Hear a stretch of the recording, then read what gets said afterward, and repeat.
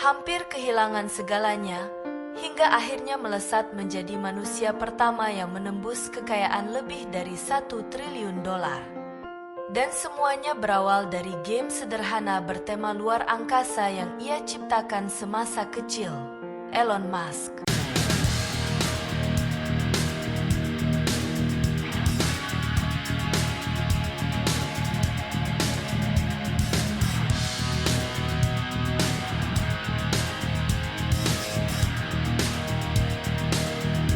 Berawal dari masa kecil di Afrika Selatan, Elon dikenal sebagai anak pendiam, lebih sering menghabiskan waktu bersama buku dibanding bermain dengan teman-temannya.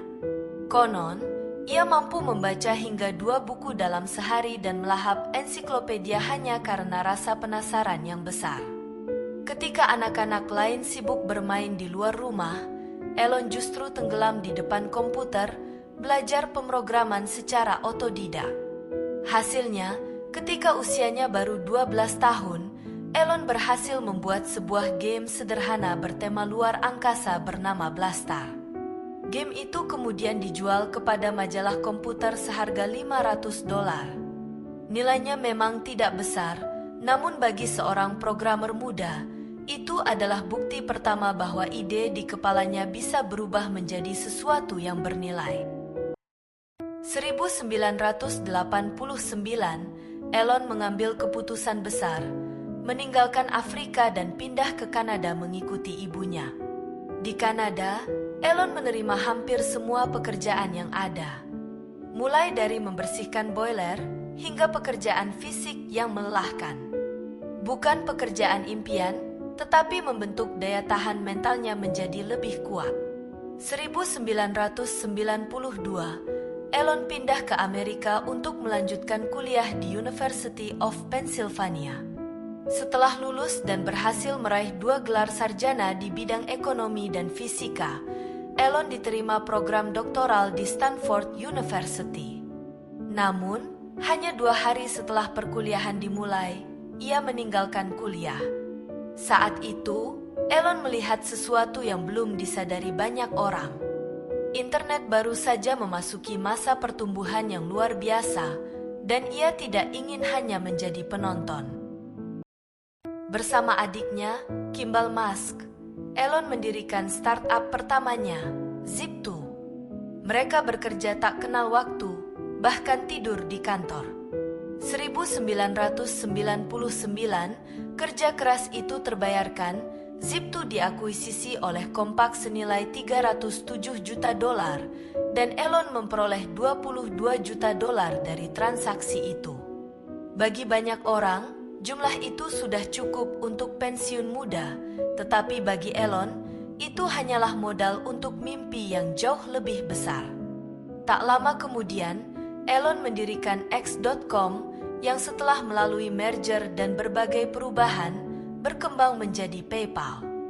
2002, eBay mengakuisisi PayPal senilai $1,5 miliar dan Elon memperoleh $180 juta dari transaksi itu.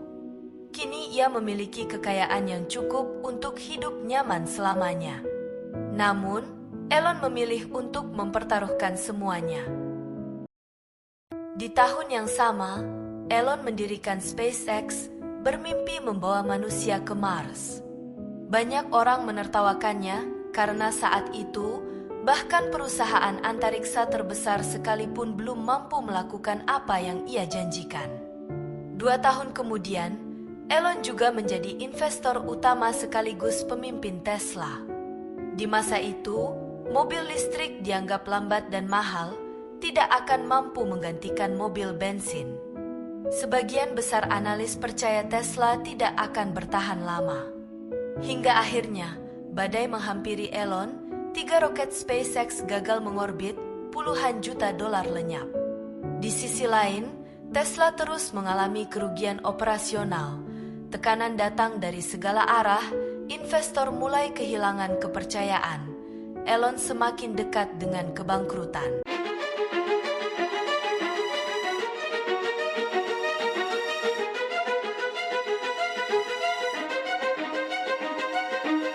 2008, menjadi titik balik bagi Elon, peluncuran keempat Falcon 1 akhirnya berhasil mencapai orbit.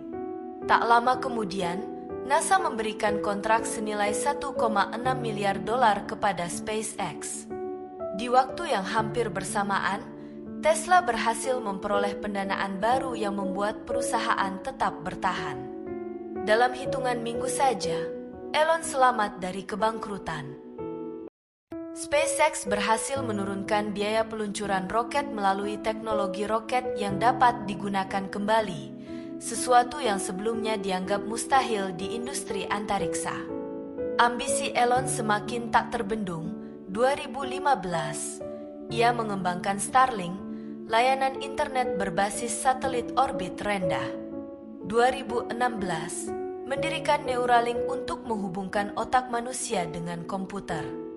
Di tahun yang sama, membangun The Boring Company mengembangkan sistem terowongan transportasi bawah tanah. 2022, membeli Twitter dan mengubahnya menjadi X. 2023, meluncurkan xAI untuk bersaing dalam perlombaan AI yang semakin panas. Sedikit demi sedikit, semua perusahaan itu mulai terlihat seperti kepingan puzzle yang saling melengkapi. Mimpi masa kecil Elon mulai terbentuk. Juni 2026, SpaceX akhirnya melantai di bursa dengan valuasi 1,75 triliun dolar, IPO terbesar dalam sejarah.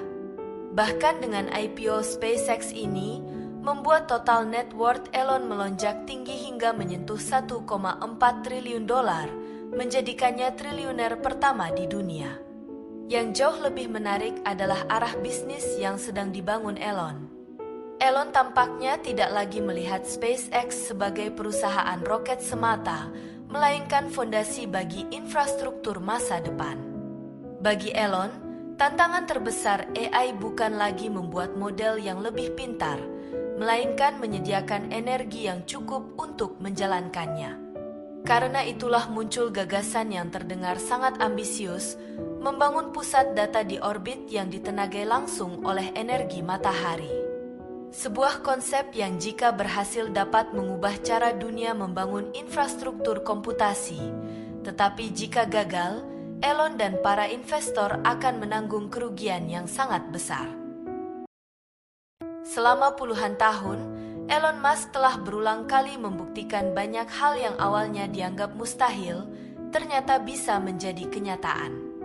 Namun sejarah juga menunjukkan bahwa tidak semua visi besar selalu berhasil. Pada akhirnya, pasar tidak akan menilai seseorang dari seberapa besar mimpinya, melainkan dari seberapa jauh mimpi itu benar-benar bisa diwujudkan. Apakah Elon akan berhasil lagi?